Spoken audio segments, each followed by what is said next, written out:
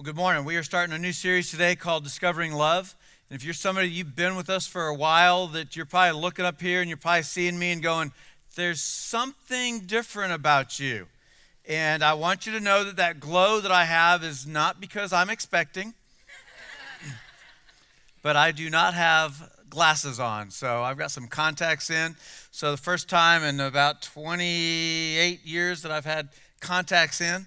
And so I was able to get through last service, so hopefully I'll be able to get through this service. Well, we are talking about discovering love, this 40-day journey that we are going to be taking as a church on this whole idea of love. So I believe that we're all on a quest, that we're all on a search, that there is a treasure that we desire to find. And with all of us, that we'll seek it out and we'll search and we'll try to find treasure because it's something that we crave, we long for, we long to be fulfilled. And so we go out and we search. And when it comes to this whole idea of finding a treasure, what we love about it is we love it when we can just discover a treasure because the wealth is instant. It's just wham, and it's there. It reminds me of a time when Cheryl and I, we were newlyweds. We were taking a skication. It was great that we didn't have any kids. We didn't have any responsibilities that way. We love our kids, but I still love looking at that time when we didn't have any responsibilities for them either. And so I remember just looking at that and just taking this vacation, and we went to New Mexico and went skiing, had a blast, and our ski vacation got cut short, literally, because I ended up in stitches. And so I wasn't going to be able to drive home. And so Cheryl was going to have to drive home. So we left early. I wasn't going to be able to enjoy it. She was like, well, then let's just go. So we packed up the car. We headed home early. Now Cheryl's one of these people that she doesn't do well behind the wheel of the car for very long. That when you're counting hours, once you get up to 2, she's like done. And it's kind of like, are we going to have like 4 hotel bills for this 10-hour journey to get home if you're the only one that can drive? And so she was like, no, I'm going to be able to make it, but you're going to have to talk to me the whole time. And she had to have the radio just turned up really loud, and I had to stay engaged. And when you're driving from New Mexico, and we're talking over 20 years ago, there's no MP3 players back then, right? There's no satellite service that lets you get satellite radio. You're just stuck listening to AM. And the only thing we could find on AM was talk radio. Listen, when you're in your 20s, there's nothing about talk radio that's enjoyable. Nothing. Except on that talk radio show, they started talking about the lottery and the squillions that it had gotten up to. Now, Cheryl and I, we've never bought a lottery ticket before. And they were just talking about this, and we had to stop and get gas, and not because like the tank was empty, but because it had been, almost 2 hours. So we stopped and we got gas, a little hole in the wall gas station, go inside. And while we're in there, Cheryl just looks at me and she goes, I want to buy a lottery ticket. I said, you want to buy a lottery ticket? She goes, yeah, I just want to get one. So she got a lottery ticket. We got in the car. And we started driving. I have to tell you, that dollar was the cheapest form of entertainment that I think we've ever had. Because for over 8 hours, we talked about that buck that we spent. We began to dream about what we would do if God would bless us. I was in ministry, right? I mean, God, if you're going to bless somebody, right? If God would just bless us with this big, huge pot that was just out there and been growing. And so we were just looking at that. So here's what we did. And I think we did what I think almost everybody does when you start thinking about an instant treasure that comes your way. You don't have it yet, right? But here's what I've discovered. We are the most generous with money we don't have. I mean, aren't we? Right. So when we started talking about what we would do with all these squillions of dollars that was going to come in, the first thing we started talking about was what we were going to do as far as giving it away. Now, not that we were going to give all of it away. I'm not that spiritual, okay?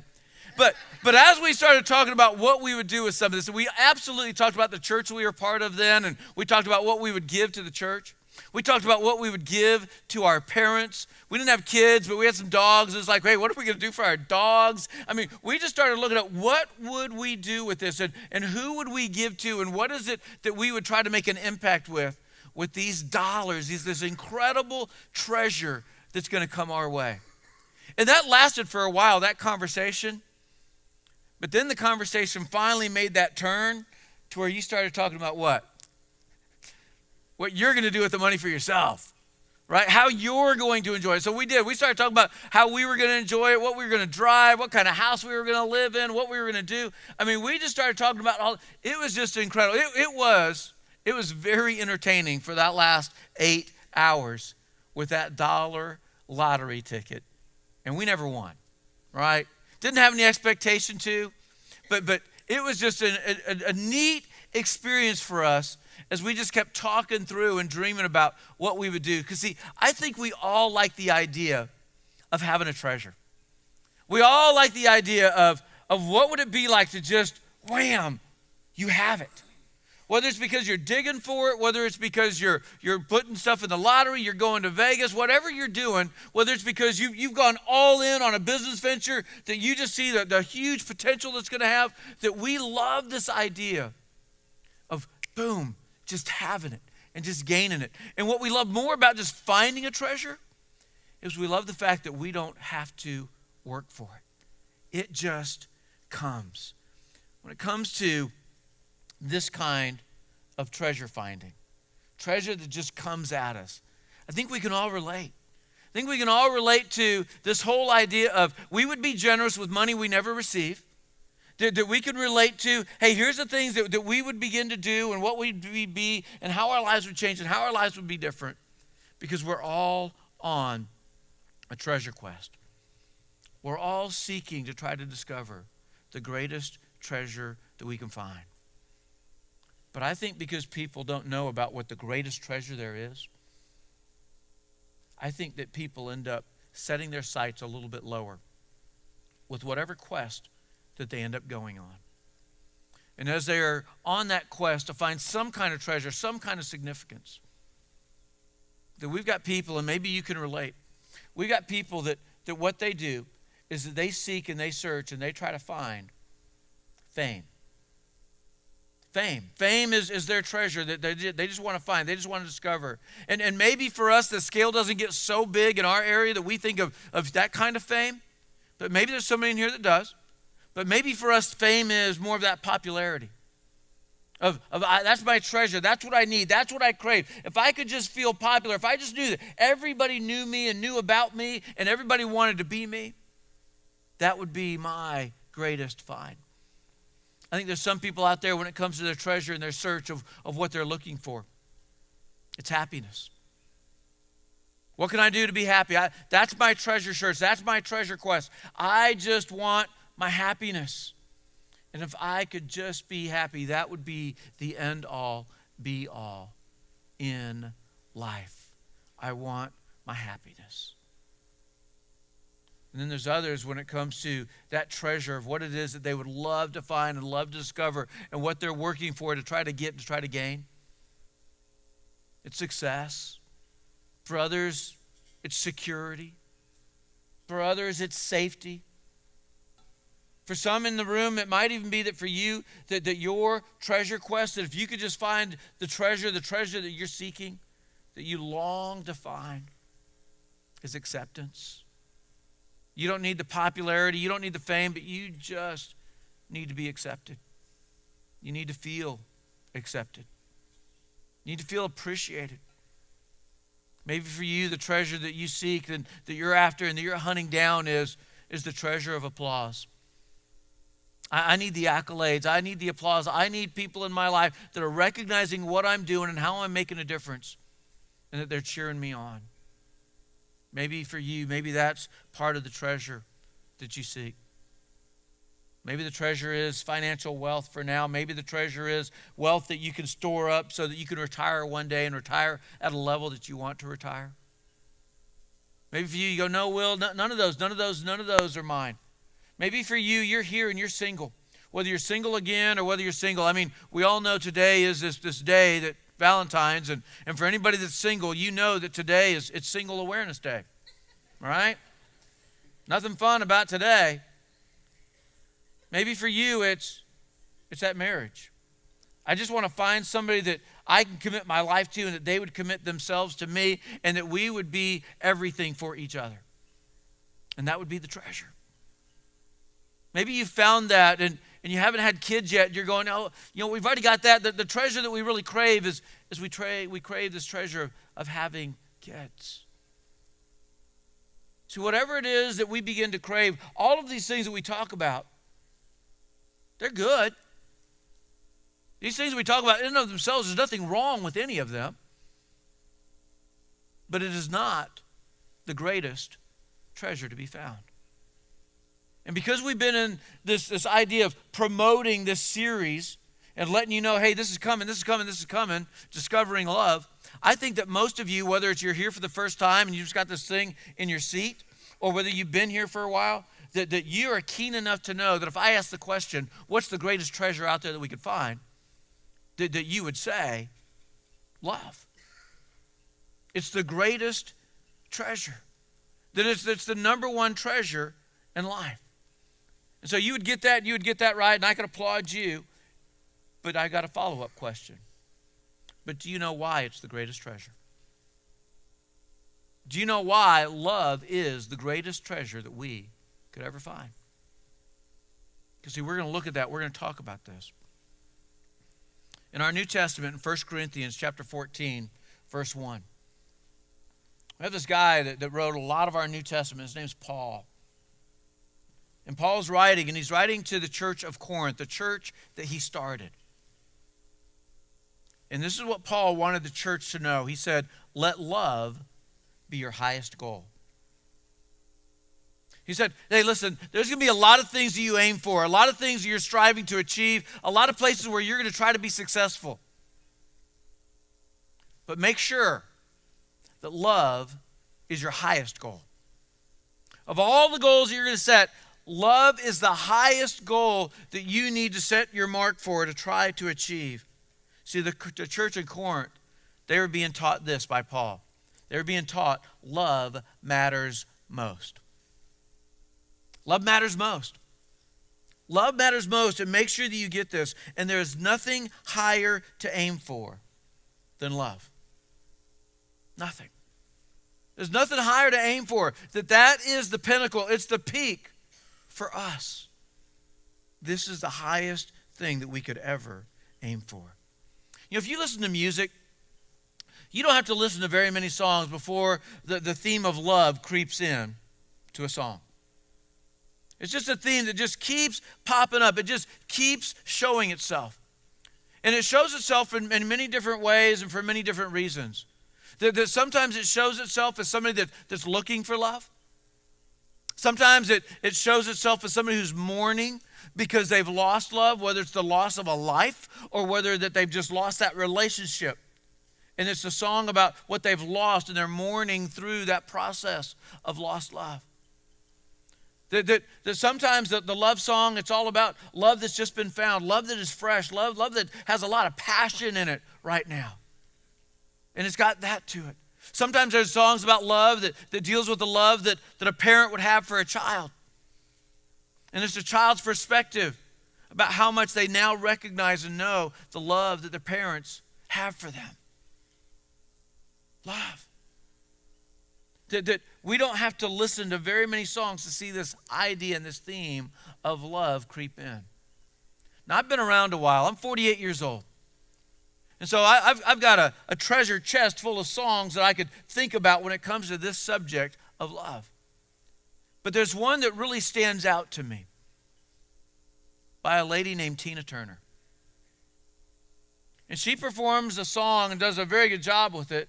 It's What's Love? Yeah, you've heard of it. What's love got to do with it? But there's a line in this song that is so powerful. And here's the line in the song that just stands out to me. The line's this: who needs a heart when a heart can be broken? See, it's that song that's dealing with the turmoil of lost love. And there's some here, probably all of us in here, know what it's like emotionally to have lost love. To have a heart that's been broken, that's been snapped, of somebody that we trusted with our love. We know what that's like. And when we think about this, it's not limited to a romantic love. It could be a love that this was your best friend and you loved them and they loved you, you thought, and yet the betrayal came. Heartbreak. That a love that a parent has for a child, and yet a child that just continues to abuse the love of a parent. It's hard. With this heartbreak comes. And sometimes we end up asking ourselves, is it worth getting back in the saddle? Is it worth loving again? Is it worth risking it? And there's some that maybe you're here and you're in that place and you're not going, I'm not sure. Or maybe for you, you're here and you're going, no, it's not, and I'm never going back. Maybe you're here and you're grateful that you gave love another shot because you wouldn't have what you have now if you wouldn't have been willing to risk it and risk that heartache and heartbreak again. But see, those of us that have experienced the heartbreak, the reason that we're willing to risk it again is because we're convinced that our life is better with love than it is without. Our life is better when we have people to love, and our life is better when people love us. And we know that risk is worth the reward. So here's a big question for you.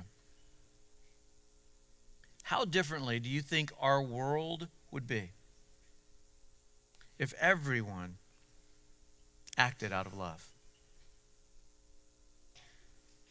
See, just even asking, isn't that unfathomable? For us to try to imagine what would this planet be like if everyone acted out of love. I mean, the closest we often get to even thinking about this is at a pageant, where somebody gets up and they just say, I just want world peace. Somebody gets up and says, I just want a place where everybody loves each other. It's the closest we get usually to ever even having a thought of thinking like this. Because that idea seems so foreign to us that we could live on a planet that everyone acted out of love.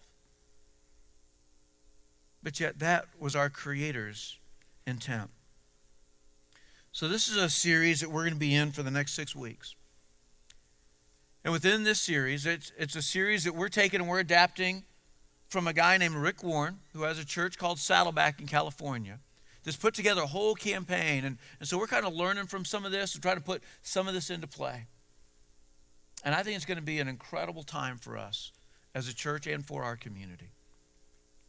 But just in case you're one of those people that you're kind of like Cheryl and you can only last so long before you start drifting off, let me give you the one thing that I think that you need to get out of today's talk.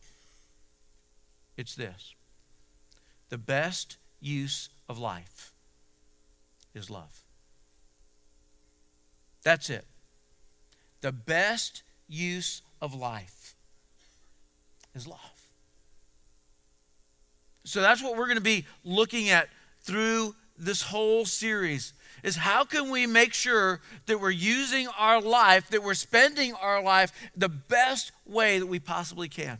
How can we make sure that we're going to have the most rewarding and the most satisfying life? How can we make sure that we're going to be able to care for the people and draw the kind of relationships and draw them in and draw them close the way that we crave?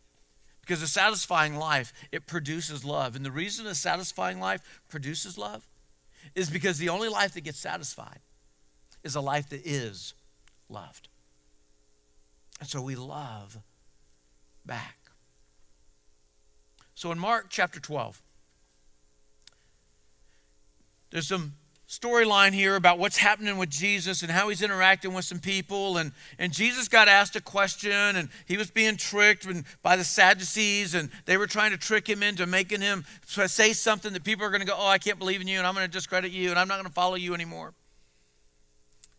And so they didn't believe that there's this life after death. Pharisees believe it, Sadducees don't. And Sadducees, if you don't know the difference between the two, they're both religious leaders, but the Sadducees were more like the aristocrats. They were the ones that were very well-to-do financially. They usually had a lot more seats in a group of 70 legal team lawyers called the Sanhedrin. And then you had the Pharisees. They didn't have as many seats, but the Pharisees didn't either have as much money either. And they were the common people. But yet they were both, these two different groups, were trying to be the religious leaders for the day. So the Sadducees had asked Jesus this question, because they didn't believe in the afterlife as Jesus started talking about it. And so they said, well, Jesus, if there is a woman that's married to the oldest man in that particular family, and he dies, so his oldest brother, the next oldest brother, not his oldest, but the next oldest, is now supposed to come along and marry and take care of her. And he does. And then he dies. And they walk it all the way through to go through all 7 brothers. So then they say, so when it comes to eternity in heaven, which of these guys is going to have her for their wife in heaven? That's a really good question, isn't it? In fact, I decided that I'm not going to tell you Jesus' answer. It's in Mark chapter 12, and you can go look it up on your own sometime, but it's in there. And so right after that, there's a Pharisee that saw how Jesus handled that and what he had to say with it, that he brought another question to Jesus. And the reason he brought this question to Jesus is he brought this question because he wanted some clarity. He just needed to know, hey, Jesus, what's the greatest commandment? What's the greatest law? Because in our Old Testament, there's 613 laws that the religious leaders treated all as commands. And they have to memorize them, they have to learn them, then they try to live them out, and some of them try to do it a little more showy than others. But he wants to know, what is the greatest commandment? So we're going to pick this up, Mark chapter 12, starting in verse 28. One of the teachers of the religious law was standing there listening to the debate, and he realized that Jesus had answered well. So he asked, of all the commandments, which is the most important? Jesus, if you could just take all of these 613, what is it that you would say is the most important command, the greatest commandment? And when we think of commandments, it's so easy for us to go, hey, there's the 10 commandments. But yeah, there's this 613. So they had a lot that they were processing, trying to think through. So verse 29, it says, Jesus replied, the most important commandment is this. Listen, O Israel, the Lord our God is the one and only Lord. This is context. And so he's setting up the context before he gives the answer. Verse 30. And you must love the Lord your God with all your heart, all your soul, all your mind, and all your strength. This is Jesus' answer to the greatest commandment. What's the greatest commandment? Love the Lord your God with all your heart, all your soul, all your mind, all your strength. When it comes to loving God with this greatest commandment, that means we have to love God with everything that we are. We didn't leave anything out. That's all of who we are. That's what we should do. That is the greatest commandment. But when Jesus was asked a question, he would often leverage it. And he would leverage it this way. Because there would be people that were saying, hey, I want to know your answer on this. So he knows he's got a captive audience. They're wanting to hear the answer. So Jesus would leverage that, and he would speak even a little bit more than to what they even asked for. And this was no exception. So he gave the answer. What's the greatest commandment? Love the Lord your God with all your heart, all your soul, all your mind, and all your strength. Verse 31. The second is equally important. Love your neighbor as yourself. No other commandment is greater than these. The second is like unto it. Whether you realize this or not, you are here on earth for 2 reasons.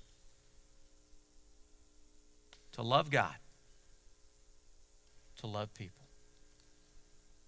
That's our purpose. It's why we're here. It's why we exist. To love God and to love people. See, love should be evident, and it should be evident in our actions. Love should be evident in our attitudes. It should be evident in our approach to every endeavor and every relationship that we have. That the best use of life is love. And so we should be putting our best use forward in the way that we love God and the way that we love people. And I think there are 4 things that happen when love becomes your greatest goal, when love becomes your highest priority. I think there are 4 things that happen. So when love is my highest priority, number 1, it validates my faith. It validates it. It says, hey, your faith is real. Your faith is legit. Maybe you're here this morning and you're going, I'm not sure what faith I have. I'm not even sure what I believe. You might be going, hey, I believe there's a God, but I don't know which God is it. I don't know of all these religions, and I don't know if Jesus is important. I don't know what I believe. And we're certainly glad you're here. And we think that if you'll hang with us for a few weeks as we investigate this very topic of love, that you're going to see the very one who is love, that's God, created us to love. And I think it just might help you on your search for finding out, hey, who is God? So when it comes to making love the highest priority, it validates my faith. We actually can read something that John wrote. And who's John? John was one of the 12 disciples. In fact, he was the one disciple that was at the foot of the cross when Jesus gave his life. And here's what John shared with us in 1 John 4:20. He says, if someone says, I love God, but hates a fellow believer, that person is a liar. For if we don't love people we can see, how can we love God whom we cannot see? So if we love God, if we say we love God, but we don't love other people that believe in God and follow God, we're a liar. And you know where we're a liar at? It's not here with our lips. Where we're lying is we're lying in our own heart. Because our heart's lying to us if our heart says we love God and we don't love the people that love God. Love, it validates our faith. Second thing is when love is our highest priority, it compensates for my sin. It compensates for my sin. And I think if we're all honest here, we all need some compensation here. We've all got sin. So we need some compensation here. And here's what Peter, who's another disciple of Jesus, here's what Peter wanted us to know. He said in 1 Peter chapter 4, verse 8, he said, most important of all, continue to show deep love for each other, for love covers a multitude of sins. That's what love does. That when somebody's hurt you, when somebody's done something against you, and then you start seeing them genuinely act in love again towards you, it usually starts to soften you back up. Because that love, it covers a multitude of sins. The third one is it permeates my life. That when love is my highest priority, it permeates my life and all of who I am. That when we go, hey, I want to maximize my life. And if we want to maximize it, we have to focus it. And we have to focus it with this idea of love. And so again, Paul writes in 1 Corinthians to the church of Corinth, chapter 16, verses 13 and 14. He says, be on guard and stand firm in the faith. Be courageous, be strong, and do everything with love. Everything. He didn't say, and do most things, or do some things, or do worthy things. He says, do everything with love. Let love dominate your life, and it'll permeate it. And the last thing, when love is my highest priority, it lasts forever. It lasts forever, and we see the value in that. Paul also told the church in Corinth in 1 Corinthians chapter 13, verse 13, Three things will last forever: faith, hope, and love. These are the three things. They're going to last forever. Faith, hope, and love. And the greatest of these is love. So love is more important than a task. That love is about relationship, and it should be relationship to God and relationship to people. And so we're going to be spending 5 more weeks on this idea of discovering love and how we can begin to create some healthy habits in our life when it comes to love. Could you imagine what this world would be like if everybody's primary value in life was to love others, love God, and love people? Could you imagine how your life would be different? You. That if you made love your primary life value, you made it your highest goal, that you recognize that the best use of your life is love. And so you started trying to do everything with love. Could you imagine how your life would be better? Could you imagine the workplace and how you could be that beacon of hope where you work? And how people would just resonate with you and come to you because people love to be loved. Could you imagine how your family life would be different for the better? That if love was your highest goal, your highest priority, and that you set out this trajectory and said, I'm moving down this road, this path right here because I want love to be my highest value. I recognize that the best use for my life is love, and I'm going to start right here in my home. And I'm going to do everything in this home out of love. Could you imagine how your home life would be better? I want to give you a challenge this morning. And the challenge is simple, but not easy. The challenge this morning is this. Will you take 15 focused minutes every day this next week?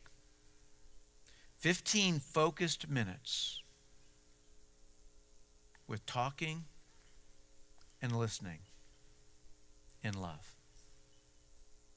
15 minutes. Would you be willing to make it a high enough priority that for 15 minutes you will make love your life purpose, and for 15 minutes you'll give yourself completely in love, in conversation, whether it's you doing the talking and doing the loving with what you're saying, or whether it's you doing the loving with as you listen, and that you would spend 15 focused minutes loving others. I know that for some of us, we can look at our own little love tank and go, Will, it's empty. I don't know how you expect me to do this because I'm on empty. All I can tell you is this, that the best way to fill your tank is to spend your life loving others. That's what's going to fill your love tank. That people are going to naturally respond to you loving them with love. 15 minutes talking and listening, focused on loving others. That's my challenge to you this morning. Pray with me. Heavenly Father, you are the loving one. That you are love. And we can only love because of you, because you've created us, and you are the one who does love. I pray that as we go throughout this week, that we would be going throughout our week with a brand new focus. This focus of the best use of life is love. And that we would make love our highest goal. That we would recognize our purpose is to love you and to love others. And I pray that you would use us to make a difference in other people's lives.